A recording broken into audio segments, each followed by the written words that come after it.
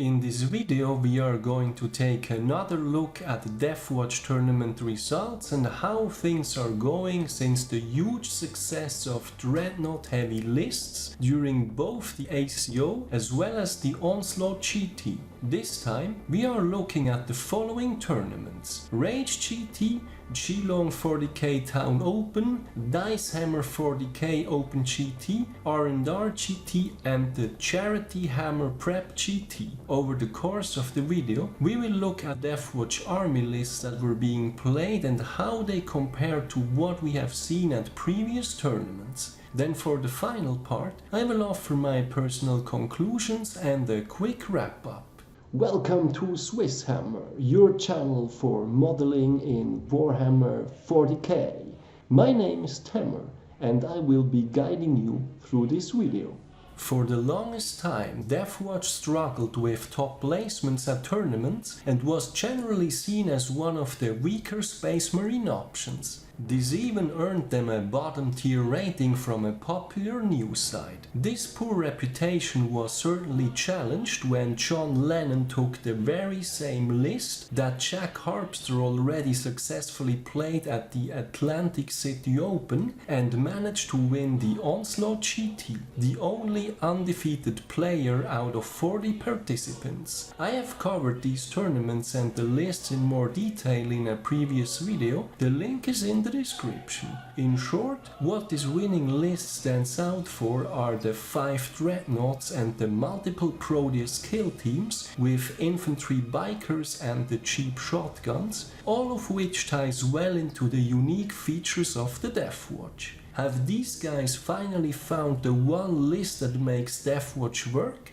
Let's find out. With this little introduction out of the way, let's have a look at the first tournament, the Rage GT that took place at the end of June. Out of 34 participants, Joel Wilson managed to score an amazing rank 4 with Deathwatch. Out of 5 rounds, he only suffered 1 loss. The matchups were as following: Round 1 against the Imperial Knights, Round 2 against the Dark Angel Successor Chapter, Round 3 against the Clowns, Round 4 against the Custodes, and Round 5 against the Adepta Sororitas, which was his only loss. Looking at his list, it is very refreshing to see that he did not bring a single Dreadnought. Instead, he went with the following: a Jump Pack Chief Librarian with the Xenopurge Discipline. There are a few popular picks on this one, such as Primorphic Resonance and Fortified with Contempt as psychic powers, or the Beacon and Chalice. But he also had Neural Void as the third power and Optimized Priority as well as the Ties That Bind for Warlord traits. We then have a Watchmaster and the Tome, and the paragon of their chapters Ultramarines Warlord trait. Again, I would say this one is fairly popular. Moving on to the troops, we have 5 kill teams, one of which is a Fortis kill team with 5 Assault Hellblasters. I have covered these guys in more detail in a previous video, the link is in the description. I think that Deathwatch is really the kind of army that can make Hellblasters work, and it's great to see someone putting them to good use. The rest are then 4 Proteus kill teams, which have a variety of loadouts. One is a primarily ranged kill team with 3 Terminators with Cyclone missile launchers, Vets with bolt guns and storm shields, as well as a single Vanguard veteran for access to the fall back and shoot stratagem. The second one is then basically a close combat variant with 3 Terminators with Thunder Hammers and storm shields, various swords on the Vets, a sergeant with a heavy Thunder Hammer, and a single veteran biker for access to fall back and charge. The third kill team has 5 Vets and 5 bikers. I wonder how these were being played, as the bikers would need at least 1 infantry model to get the infantry keyword, but maybe he did a mix between 2 combat squads. For the fourth kill team, we have some Vets with frag cannons mixed in, and the lone Vanguard veteran in order to get access to fall back and shoot. Then perhaps a bit surprisingly, and much to my liking, ranking 3 squads of Eliminators. These guys have dropped in price as of late, and I think for 75 points a squad with the sniper rifles, they are an incredible asset to have. He even put the Bane Bolts of Arixia relic on one of the sergeants, another neat trick to boost the firepower of the sergeant being stuck with the Instigator Bolt carbine. I have covered Eliminators in more detail in a previous video, the link is in the description. I have to say that I really like this style of list. There is a lot of infantry, no dreadnoughts, and the way the Proteus kill teams are mixed lets them make good use of the unique Deathwatch stratagems. He also had no dedicated anti-tank like Eradicators, yet the way the heavy weapons are spread across the kill teams still enabled him to deal with a Knights list. Then finally, absolutely love how he brought the 3 squads of Eliminators, including the Relic. This same tournament also had a second Deathwatch player, Danny Romo, ending up on a respectable rank 11 with 3 wins and 2 losses. His matchups were as following: round 1 Custodes, round 2 the Sisters, a loss, then round 3 Tyranids, round 4 Dark Angels, and round 5 another loss against Death Guard. What's funny is that his list was a close copy of the Dreadnought heavy list played by John Lennon and Jack Harpster.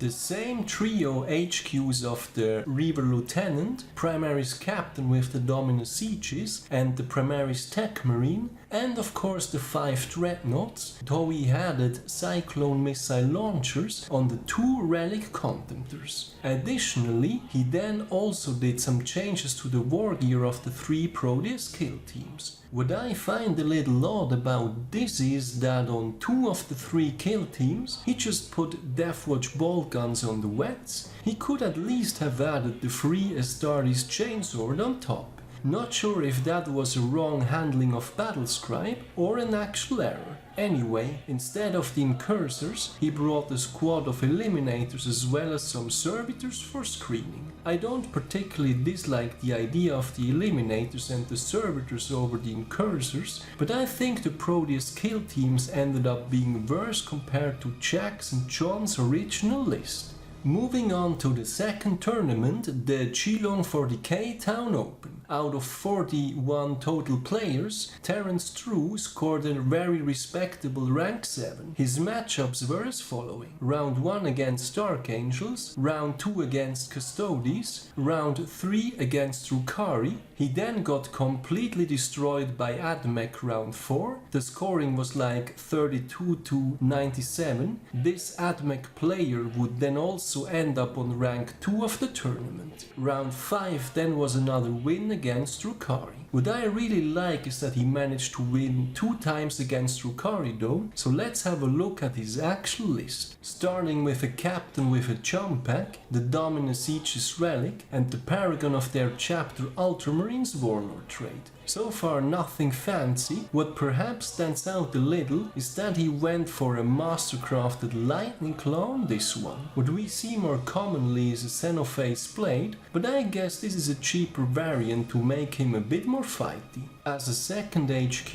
we then have a firstborn tech marine with nowhere to hide and the Vhorkan pattern Auspicator, which are 2 popular picks. We then have 3 Proteus kill teams as following: 1 with 5 wets with Deathwatch bolt guns and chainswords, combined with the classic 4 veteran bikers and a single Vanguard veteran infantry bikes combination. They also get the Dominator specialism. The second kill team rocks another classic combination: 3 Terminators with Cyclone missile launchers, 2 Deathwatch veterans with bolt guns and storm shields, then another few with bolt guns and chainswords. He then added the Aquila specialism on top. My guess is that based on the loadouts, he also used combat squads on this one. The third kill team has a black shield with double lightning claws and some Vanguard veterans with lightning claws in addition to the mandatory veterans. For elites, we then have 3 Redemptor Dreadnoughts with the Plasma Incinerator, another classic,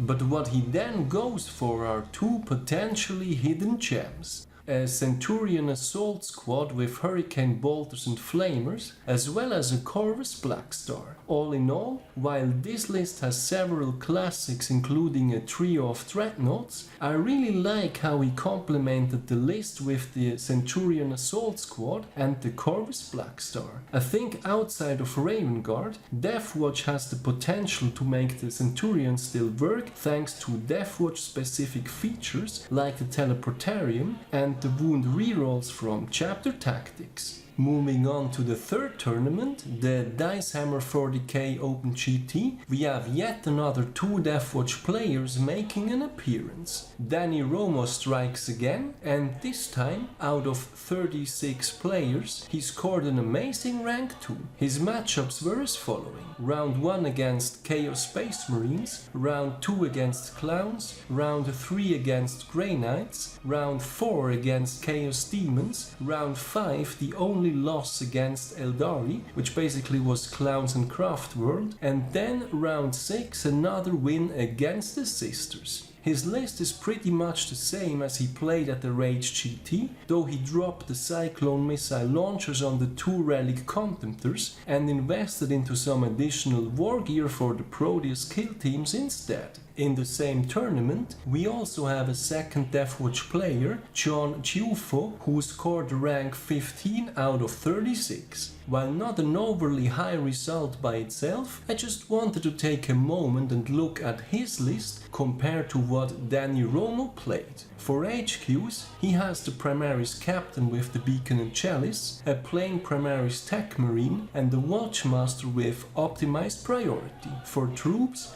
we have an Assault Intercessor Squad, a Fortis kill team with 5 Outriders, and an Indomitor kill team with 5 Eradicators, and then last but not least, 5 Dreadnoughts, 3 of which are Redemptors, and the other 2 are Venerable Dreadnoughts with a twin lascannon. In principle, I think this list is not that much different overall, but I think it lacks certain key elements that the other one has. First of all, he did not bring the Dominus Aegis on the captain, which could really have helped out the Redemptors. In general, he invested very little in relics and warlord traits. The Deathwatch has so many great options that it just feels like a waste not to take a few of the popular ones. Furthermore, the Venerable Dreads just cannot compete with the currently overperforming Volkite Contemptors. For the kill teams, I think that the Fortis kill team with Outriders really has to be done with 6 Intercessors and 4 Outriders in order to make use of the Infantry bikes. For the Indomitor, I also think a mixed approach with Inceptors and Aggressors is preferable over the Eradicators. For more information on the Primaris kill teams and their loadouts, check my guide linked in the description. And then lastly, for the Assault Intercessors, I think when looking for a third cheap troops choice, Incursors or Infiltrators offer far better utility.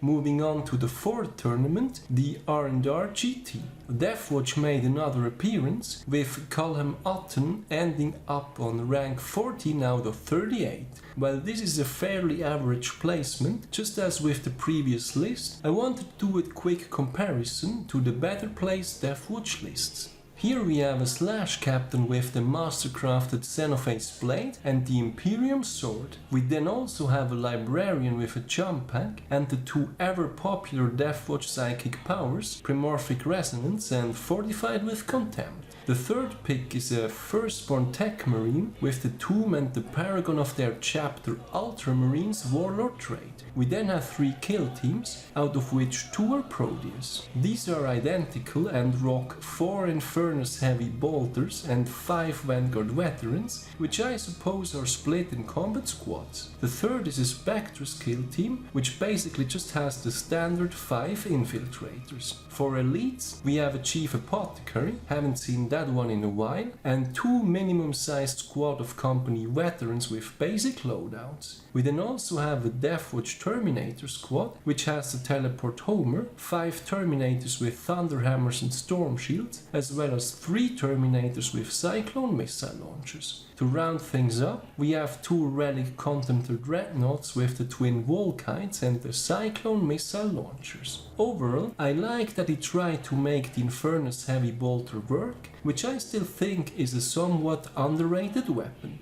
But perhaps a mix of fewer Infernus Heavy Bolters combined with Combi Flamers and Storm Shields would have worked better. I'm also not sold on the Terminator squad. I think that Deathwatch does a far better job by mixing them into a Proteus kill team. All in all, I think that I would have dropped the Cyclone missile launchers on the Relic Contemptors, dropped the Terminator squad entirely, and instead put Terminators with Cyclone missile launchers into the Proteus kill teams. There have been several quite successful tournament lists making good use of 3 Cyclone missile launcher Terminators in multiple Proteus kill teams. Moving on, and having saved the best for last, let's have a look at the 5th and final tournament for now, the Deathhammer GT with 28 players, out of which Fred Fortman was the undefeated player, scoring rank 1 with Deathwatch. His matchups were as following: round 1 against Death Guard, round 2 against Necrons, round 3 against AdMech, round 4 against Drukhari, and round 5 against Orcs. Certainly no easy matchups.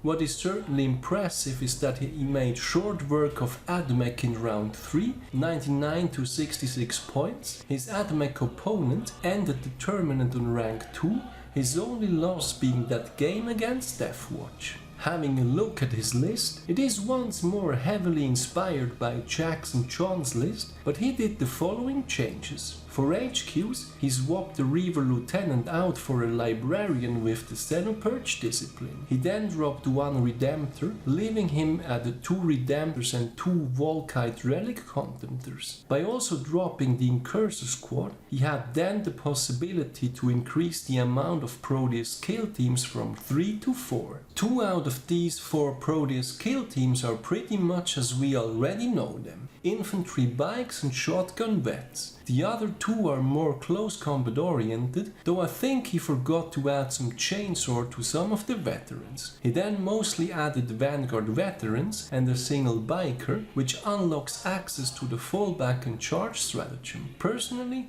I think that these changes are sensible, though purely on paper they feel more like a side grade rather than an actual upgrade. However, the original list played by Jack and John was clearly with Drukhari in mind, but post FAQ I cannot help wondering whether the adjustments we've seen here were with the new AdMech Codex in mind. While his matchup against AdMech certainly worked out very well for him, I think it would be premature to say that this is the next evolution of the tournament-winning Deathwatch list. So with all of these tournaments in mind, what can we take away from all this? First of all, and perhaps unsurprisingly, Dreadnought-heavy lists heavily inspired by what Jack and John brought to the table continue to pop up at tournaments, and they do reasonably well. The clear winners here are the ever-popular Redemptor Dreadnoughts, as well as the Relic Contemptors with the twin Volkites. For the latter, it seems best to leave them at the 150 points with the twin Volkites only. Furthermore, both Eliminators and veterans with shotguns have turned out to be very affordable latecomers to 9th edition. What's great about the Eliminators is that outside of a Spectre's kill team, you can bring them along as cheap as 75 points for a squad with sniper rifles. In turn, the Deathwatch veterans are of course the staple of the Proteus kill team, unlocking competitive options such as the infantry bikes. With the shotguns being assault, they enabled the vets to advance and play the objective game, and they also come with a flamer profile, which gives them a serious threat in Overwatch. For the rest, we are still seeing some of the classics: Captain for rerolls and the Dominus Aegis, the Beacon and Chalice on a Librarian with Jump Pack and the Xenopurge Discipline, the previously mentioned infantry bikes, Terminators with Cyclone missile launchers packed into Proteus kill teams, and 5 Assault Hellblasters in a Fortis kill team. Overall, the lists are still heavily dominated by the Proteus kill teams, with the Indomitor kill team falling a bit out of fashion. Personally, I think that this is a bit of a shame, and I keep hoping that the mixed units approach with Flamestorm Aggressors, Plasma Inceptors and Heavy Intercessors will see more common play. To wrap things up, after John Lennon finally took upon Deathwatch and successfully piloted them to victory at the Onslaught GT, we are now seeing several variants of his 5 Dreadnoughts list showing up at various tournaments and doing reasonably well. Over the course of the video, we covered the following 5 tournaments: Rage GT, Geelong 40k Town Open, Dicehammer 40k Open GT, R&R GT and the Charity-Hammer GT. What stands out in particular is of course Deathwatch winning the Charity-Hammer GT, going undefeated, but beyond that we have also seen an impressive rank 4 at the Rage GT as well as rank 2 at the Dicehammer 40k Open GT. Out of these 3 lists, both the winning as well as the rank 2 lists go heavy on Dreadnoughts, quite similar to what Jack Harpster and John Lennon play. However, perhaps a bit surprisingly, the 3rd list placing rank 4 at the Rage GT has no Dreadnoughts at all. Instead, Shul Wilson went for Assault Hellblasters and Eliminators alongside several Proteus kill teams. Also worth mentioning is Terence Drew placing rank 7 at the Geelong 40k Town Open, playing an amazing list with 3 Proteus kill teams and 3 Redemptors, but instead of the Relic Contemptors, he went for the Centurion Assault Squad and the Corvus Blackstar instead. I think this one is quite the hidden gem and a viable alternative for Deathwatch players who want to try out something similar but struggle to get their hands on the Relic Contemptors with Vhorkan. I would also consider this kind of list the safer investment, as I wouldn't be surprised to see a future FAQ taking care of the Vhorkan. All in all, my key takeaways are of course the Dreadnoughts, the Eliminators and the Deathwatch veterans with shotguns. In addition to this, we have seen several of the classics, like the Captain with the Dominus Aegis, the Librarian with the Xenopurge Discipline and the Infantry bikes, among other things. For the more experimental players among us, I encourage you guys to look into the Assault Centurions and the Corvus Blackstar. I am totally going for it myself. So that's it for the recent tournament results and the current state of the Deathwatch in 9th edition. What do you guys think about these particular lists and some of the excellent results we have seen? Any changes you will be doing to your own lists based on that? Let me know in the comments. Finally, I would also like to mention that there is a Swiss Hammer Facebook page where I will be posting links to my videos as well as articles I find of interest. I do read a lot about the hobby, but not all of it will always end up as its own video. I look forward to seeing you there as well. I do also have a Patreon page. If you like my content, any additional support is greatly appreciated as it helps me invest into future videos. As always, thank you very much for watching, guys. Your continued support is greatly appreciated. I hope you have been enjoying this video. Give me a thumbs up if you did, and don't forget to subscribe if you haven't done so already. Thanks again and see you next time.